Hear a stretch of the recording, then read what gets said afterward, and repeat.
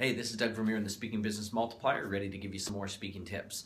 And just as kind of a recap here for those of you who are joining us for the first time, who've never had a chance to visit with us before, where I get these ideas for what to share in the speaking tips comes actually from questions that my students ask me in surveys that I share at the events that I do. So these are in fact your questions, and if you have questions that you'd like to submit, feel free to either email me directly through my website or by email, doug@douglasvermeeren.com. Or you can in fact even write them in the comments below. So we've got really kind of a cool question here that I've selected, and this is actually by Brad Cole. Brad actually writes that lately he's seeing that there's a lot of events that have or that are charging speakers to come out and share the stage, and he wants to know if this is a good idea or if it's ethical or a scam, he writes. So I guess that's a great question. In fact, I think that it's really a good way to answer that, a good segue into that, is to really identify that there are three different kinds of events that speakers typically see that are offered to them as opportunities. The first one is to speak for a fee. So in other words, a company will hire you, you'll go out and you'll speak and you'll get paid. That's kind of the most traditional one that we see, and we're not seeing it as much anymore, except for maybe corporate events and groups that are hiring speakers to come out and present. Now, there are pros and cons to people paying you a flat rate to come out and speak. Obviously, the pro is that you're getting paid. That's always good. The con is sometimes some of these events don't allow you to sell. They also don't allow you to capture database. Sometimes they're a little bit controlling on the content that you can share. In fact, one of my students recently did a speak for a fee event, and they wouldn't even allow her to put her website address on her slides because they didn't want to have anyone kind of going outside that event organizer to contact her. But again, the pro is that you're getting paid and you're getting your money up front.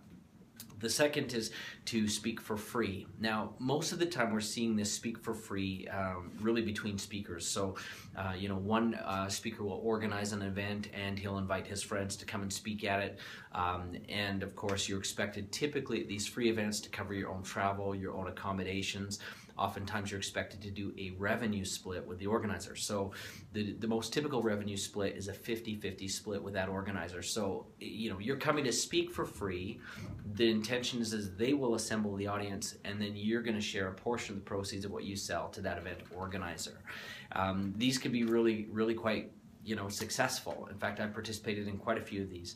A couple of the challenges, though, just to let you know what I have experienced, is sometimes there's not always enough people that wind up in the room at these events where you're expected to come out, because it's, again, someone who's trying to kind of do this on the cheap, JVing with other speakers, hoping that they're going to market and promote, and inevitably a lot of the speakers who are chosen to be part of that program don't.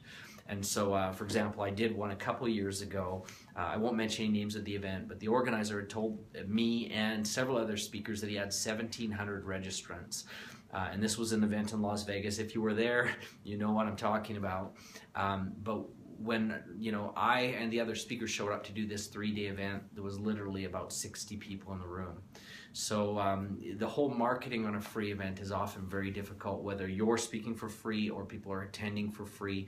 There can be a downside there. So just make sure that if you're looking to speak at one of these free events and you're covering your travel, your accommodations, your shipping of products, or whatever it is that you're doing, that you make sure that there's a guaranteed minimum of people that are going to be in the room.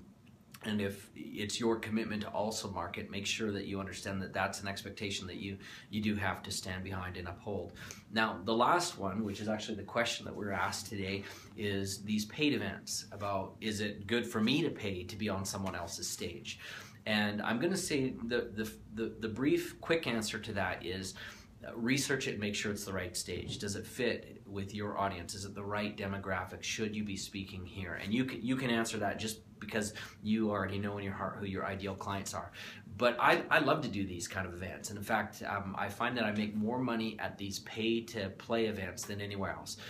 What I've typically found is if I'm paying for this event, number one, it's cheaper than me hosting my own event because this group is going to do the marketing. They're going to pay for the venue. They're paying for getting the bums and chairs. They're in charge of all that. So really, I just have to come and speak. And because I'm paying, I've never had one of these people yet ask me to do a revenue split, so I can sell anything and everything that I want. And by the way, going back to free for a minute, when there is a revenue split, what I've noticed with myself and also other speakers is we don't always offer our most expensive or our best solution for the audience at hand, because if we're going to have to split 50% of that, we don't want to let go of that portion. So oftentimes we try to offer something that at least begins the relationship but doesn't really always solve the problem.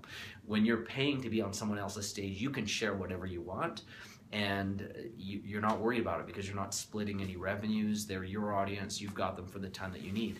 Now, having said that, again, I want to highlight that this doesn't always work. I've been to some of these events where it's been brilliant. The groups that have been there or the audience that they've assembled has been a perfect fit for me. They've been ideal. But I've also had people, and let's face it, if they're getting you to pay to be at an event, they're going to be a salesman on the other end. And so I've had people tell me that the event that I'm coming to speak at is exactly the ideal fit for me. It's exactly what I'm looking for.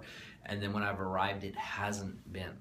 So I'm going to just suggest that you want to do some research on the event, maybe even see if they'll allow you to talk to speakers that have previously done the event so you can see what kind of a result that they've gotten in the past. And just be cautious to do your due diligence. Then the other thing that I would also suggest with that is just make sure that you also have some guarantees that protect you. So again, if you're paying to speak at an event, make sure that you have guarantees on how many people are going to be there. The who is going to be there, like meaning the right kinds of people are going to be there, and also that certain kinds of marketing are going to be done, that obviously if you're one of the main keynote speakers and you're paying to be on their main stage, that you're advertised as such. In fact, it's funny that there was another event a couple of years ago where I paid again to speak at it, and they didn't advertise any of the breakout sessions that were there. And so in the end, all of the speakers that were there had to sort of generate their own traffic to their room in this trade show setting. So you don't want to have that happen. You want people that would most likely pre-register for your events, and that way you've got an audience before coming in. So anyways, there's the speaking tip for today. Hopefully that's helpful to you. I look forward to seeing you in the future for another one of our speaking tips. Until then, be brilliant, and remember that now is your time.